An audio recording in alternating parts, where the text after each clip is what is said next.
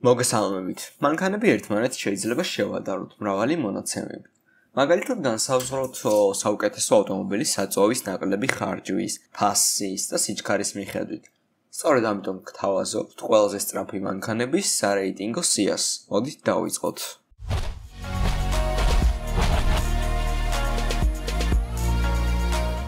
მე-10 ადგილზეა Lamborghini Aventador. Lamborghini Aventador ერთ-ერთი სწრაფია სერიულ ავტომობილებში. იტალიური სუპერკარი აღჭურვილია 6.5 ლიტრიანი ძრავით, რომელიც სიმძლავრეს 4-ვე ბორბალს გადასცემს. აქვს 7 საფეხურიანი ნახევრად ავტომატური გადაცემათა კოლოფი და მისი მაქსიმალური სიჩქარეა 350 კმ/სთ. მე-9 ადგილზეა Ferrari LaFerrari. აღჭურვილია 6.3 ლიტრის მოცულობის ძრავით, რომელიც 790 ცხენისწყლის სიმძლავრისაა.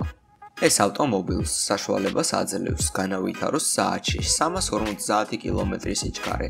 LaFerrari აგრეთვე აღჭურვილია ელექტრული ძრავით, რომელიც დამატებით 160 ცხენისწყალს იძლევა და მისი მაქსიმალური სიჩქარეა 350 კმ/სთ. მე-8 ადგილზეა Aston Martin 1.77. ყველაზე სწრაფი ავტომობილების სიაში მოხვედრას Aston Martin 1.77 უნდა უმადლოდეს 7.3 ლიტრიან ძრავს, რომელიც აწარმოებს 750 ცხენისწყლის სიმძლავრეს. ხოლო კარბონისა და ალუმინისგან დამზადებული ძარის მსუბუქი კონსტრუქცია უზრუნველყოფს სუპერავტოს სიმძლავრისა და მასის შესანიშნავ შეფარდებას. მისი მაქსიმალური სიჩქარეა 355 კმ/სთ.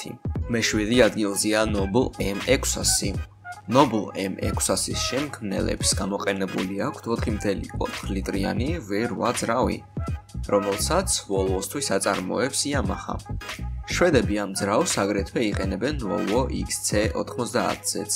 Noble M600-ის ინჟინრებმა 650 ცხენისწყლის სიმძლავრის ძრავით ავტომობილს შეაძლებინეს საათში 263 კმ-ის განვითარება. მისი მაქსიმალური სიჩქარეა 360 კმ/სთ. მე-6 ადგილზეა Pagani Huayra. იტალიური სუპერვარტოს Pagani Huayra-ს კაპოტის ქვეშ 6 ლიტრიანი ტურბოძრავაა, რომელიც კომპანია Mercedes-ის დამზადებულია და 728 ცხენისწყლის სიმძლავრისაა, რაც შესაძლებლობას აძლევს მას საათში 365 კმ განავითაროს. მე-5 McLaren F1. 1990-იანი წლების ბოლოს მსოფლიოში ყველაზე სწრაფი ავტომობილი იყო Aston Martin 1.77, რომელიც საათში 355 კმ-ს ანვითარებდა. ამ სიჩქარეს უზრუნველყოფდა BMW-ს ძრავი 6.1 ლიტრიანი V12, რომლის სიმძლავრე იყო 672 ცხენისწყალი. ეს იყო ბოლო ავტომობილი, რომელმაც ეს სიჩქარე განავითარა ატმოსფერული ძრავით. ყველა შემდგომი რეკორდი დამყარებულია ტურბოაგრეგატებით. McLaren F1-ის მაქსიმალური სიჩქარეა 390 კმ/სთ. მე-4 ადგილზეა SSC Ultimate Aero TT. 2007 წელს ეს მანქანა მსოფლიოში ყველაზე სწრაფ ავტომობილად აღიარეს. მან დაამხო ლეგენდარული Bugatti Veyronis რეკორდი. გინესის რეკორდების წიგნის წარმომადგენლებმა სუპერავტოს მაქსიმალური სიჩქარე საათში 414 კმ-ის ნიშნულზე აღრიცხეს. თვით მწარმოებელმა განაცხადა, რომ მას 435 კმ/სთ სიჩქარის განვითარება შეუძლია, თუმცა ეს მონაცემები დოკუმენტურად დამტკიცებული არ არის და მისი მაქსიმალური სიჩქარეა 415 კმ/სთ. მე-3 ადგილზეა Hennessy Venom GT. ამერიკული ავტომობილი Hennessy Venom GT აღჭურვილია Chevrolet Corvette-ის მიერ დამზადებული 7 ლიტრიანი ძრავით.